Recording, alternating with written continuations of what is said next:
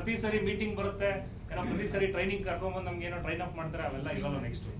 ಏನಕ್ಕೆ ಅಂತ ಹೇಳಿದ್ರೆ ಇದು ಟ್ರೈನಿಂಗ್ ಕೊಟ್ಟು ಮಾಡೋಂಥ ಬಿಸ್ನೆಸ್ ಅಲ್ಲ. ಸೊ ಗ್ರಾಸರಿ ತಗೊಳಕ್ ಟ್ರೈನಿಂಗ್ ಬೇಕಾ? ಮೊಬೈಲ್ ಬಿಲ್ ಪೇ ಮಾಡೋದು ಟ್ರೈನಿಂಗ್ ಬೇಕಾ? ಇದು ಟ್ರೈನಿಂಗ್ ಕೊಟ್ಟು ಬಿಸ್ನೆಸ್ ಮಾಡಿಸೋಂಥದ್ದಲ್ಲ. ಇದನ್ನ ಇಂಟ್ರೆಸ್ಟ್ ಪಟ್ಟು ನೀವು ಇಂಟ್ರೆಸ್ಟ್ ತಗೊಂಡು ಬಿಸ್ನೆಸ್ ಮಾಡ್ರೆ ವಾರ ವಾರ ನಿಮ್ಗೆ ನಿಮ್ಮ ಅಕೌಂಟ್ಗೆ ಇನ್ಕಮ್ ಬರ್ತಾ ಇರುತ್ತೆ. ಎವ್ರಿ ಮಂಡೇ ಒಂದು ಮೆಸೇಜ್ ಬರುತ್ತೆ ನಮ್ಮವ್ರಿಗೆಲ್ಲ, ಕಾಯ್ತಾ ಇರ್ತಾರೆ ಮಧ್ಯಾಹ್ನ ತನಕ, ಇದಕ್ಕೆ ಇನ್ನೂ ಬಂದಿಲ್ಲ ಅಂತ. ಬರುತ್ತಾ ಸರ್ ಕೃಷ್ಣ ಸಿಂಗ್ ಸರ್? ಬರುತ್ತಾ?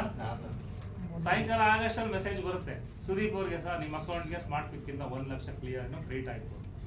ಕುಲಾಲ್ ಅವ್ರಿಗೆ ಮೆಸೇಜ್ ಬರುತ್ತೆ, ಕೃಷ್ಣ ಸಿಂಗ್ ಅವ್ರಿಗೆ ಮೆಸೇಜ್ ಬರುತ್ತೆ. ನಿಮ್ಗೂ ಬೇಕಾದು ತಿಂಗಳಿಗೆ ಎಷ್ಟು ಇನ್ಕಮ್? ನಮ್ಮಲ್ಲ ಸರ್, ತಿಂಗಳಿಗೆ ಎಷ್ಟು ಸರಿ ಸ್ಯಾಲರಿ ಕೊಡ್ತಾರೆ ಸರ್? ಎಷ್ಟು? ಸ್ಮಾರ್ಟ್ ಕ್ವಿಕ್ ಬಂದ್ರೆ 5 ಇನ್ಕಮ್ ರೆಡಿ ಇದೀರಾ?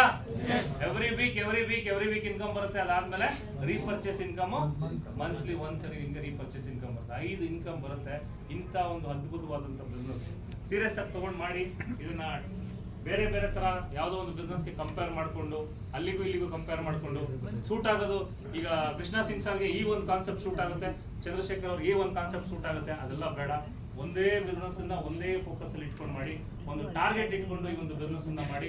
ಏನಕ್ಕೆ ಅಂತ ಹೇಳಿದ್ರೆ ಬರೀ ಬಿಸ್ನೆಸ್ ಒಂದೇ ಅಲ್ಲ, ಇಲ್ಲಿ ನಾವು ಮಾತ್ರ ಸಂಪಾದನೆ ಮಾಡ್ತಲ್ಲ, ಇಂಡೈರೆಕ್ಟ್ ಆಗಿ ನಮ್ಮ ಒಂದು ದೇಶಕ್ಕೂ ಕೂಡ ನಾವು ಒಂದು ಕಾಂಟ್ರಿಬ್ಯೂಟ್ ಮಾಡ್ತಾ ಇದೀವಿ. ಇವತ್ತು ನಾವು ಇದೆಲ್ಲ ಒಂದು ರೋಡ್ ನ ಯೂಸ್ ಮಾಡ್ತಾ ಇದೀವಿ, ಬೇರೆ ಬೇರೆ ಎಲ್ಲಾ ಸರ್ವಿಸಸ್ಗಳು ಯೂಸ್ ಮಾಡ್ತಿದೀವಿ. ಎಲ್ಲಿಂದ ಬರುತ್ತೆ ಸರ್ ದುಡ್ಡದು?